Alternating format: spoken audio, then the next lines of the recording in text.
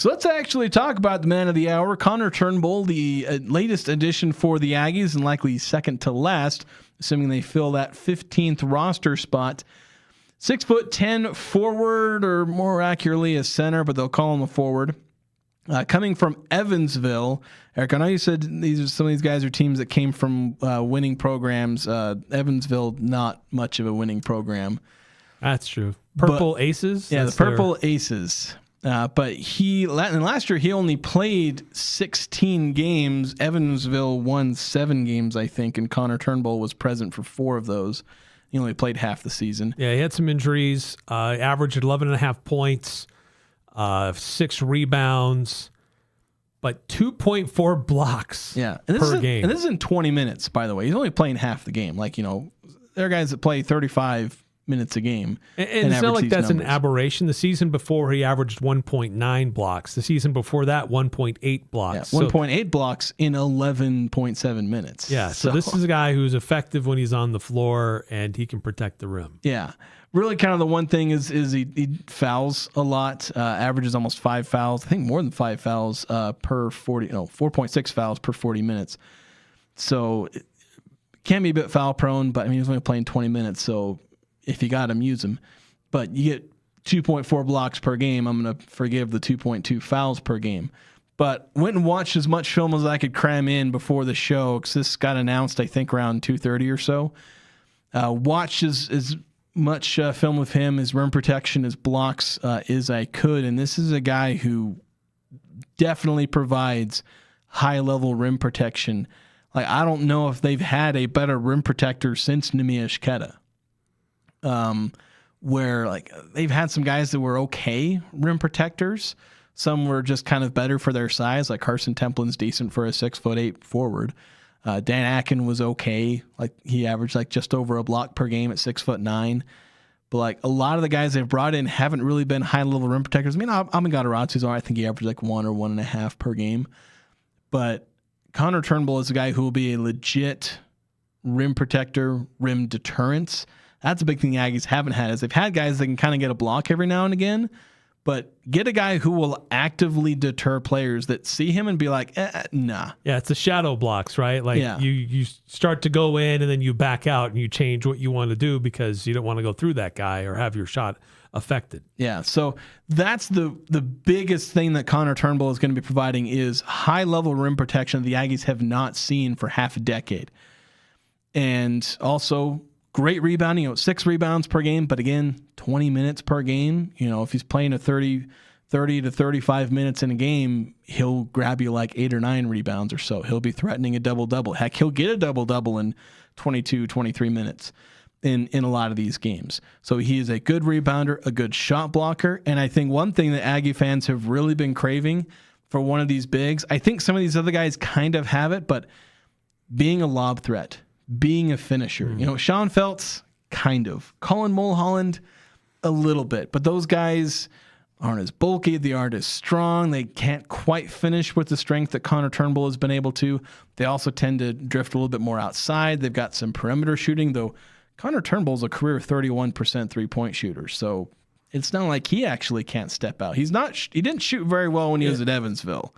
It doesn't take too many attempts. He doesn't. So yeah, some of that is there's maybe some volatility with where he was shooting 40+% at Butler on he took 31 17 and 14. Yeah, he attempts. took 31 3-pointers in 2 years and he shot 45%. He then took 66 in 2 years at Evansville and shot 24%. So there's some volatility there with his low volume, but inside the arc is really where it's going to count the most. The 3-point shot is gravy if he has it. Right. At least he has that ability. Yeah, and maybe he can step it up. And part of his main game, but he has that ability. Yeah. Him finishing at the rim is going to be the biggest thing. And I was looking up these numbers, and finishing at the rim for his career, 69.7%. If you're anywhere within sneezing distance of 70% at the rim, I love it. That is elite level stuff. And at decent volume too. 117 shots at the rim 2 years ago. This last year, 59 shots at the rim. Again, he only played 16 games. But then you want to know, as a lob man, how does he shoot when, like, you're throwing a lob, these more difficult contested shots, not just a drop off, dunk where you're wide open. He's a career 71.2% shooter as the roll man in the pick and roll. Heck, 2 years ago, that 2024, 2025 season, shot north of 80% as the roll man. That includes lobs, but also includes, just in any shot where you could be a pocket pass, could just be a dump off pass again, but that does include lobs. So this is a guy who is a legit threat, and he runs a pick and roll a lot too. Like, he's not just doing this once or twice per season. He's doing this once or twice per game minimum. So this is a guy who is producing points as a roll man, producing points as a lob threat. And he can get up there, grab it. You talk about athleticism. This is a guy who can get up there and grab a ball and throw it down at 6'10". And so he has that lob threat aspect, that pick and roll finisher aspect that I think a lot of fans, when you bring in a guy like AJ Bates, when you remember a couple of years ago when Mason was throwing lobs to Abin Gadarazzi, like, they're saying, hey, we've got guys on this team that have the ability to throw these lobs to bigs. Maybe let's get one who can actually be a lob threat. You kind of had that with Sean. It's like, maybe they can fill that role. Maybe Colin Mulholland can do that. Braun Roberts can, but he's going to be injured this next season. Go out and get a guy who's an actual lob threat. Boom. Connor Turnbull. Yeah, there he is. I think this is an interesting player. His health and availability. Can he stay healthy? How much can he help the team? How often will he be used in comparison to these other bigs that Utah State has? That's still kind of a question, and how that kind of rotation kind of works out. But Coach Ben Jacobson has options. Jared Calhoun had very few options when it came to what to do at the power forward and center positions.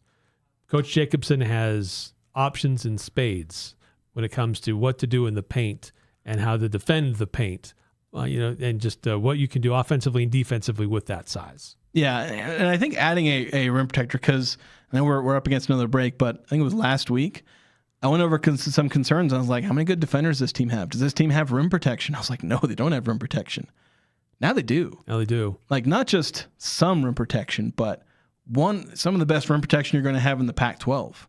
I don't know if he's going to be the best. There's some pretty dang good rim protectors coming into this conference. Zaga's going to be all right. Yeah, there's some pretty good players coming in, but he's going to be one of the better ones, where the Aggies have typically had, like, below average rim protection. And heck, Ben Jacobson's teams have honestly typically been not very good at getting blocks. And Ben Jacobson comes to Utah State. This is part of why he comes to Utah State, so he can get a guy that say, all right, I need guys that can get blocks. And he's able to add guys that can get blocks. Like, he's usually had good defenses that play good defense despite not being able to swat shots at the rim. And he's brought in players now, at least one, that can do that. We'll see if any of these other bigs can do that, but still, he's adding some things to this Utah State roster that he hasn't always had a ton of. He's played a 5-out offense, but hasn't always had shooting at the power forward and center positions. He's coming to Utah State, and he has shooting at the power forward and center positions.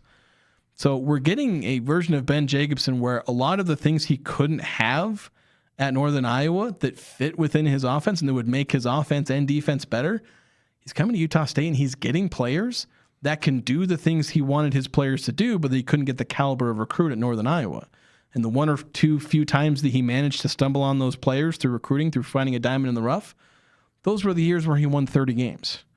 And he's bringing that to Utah State.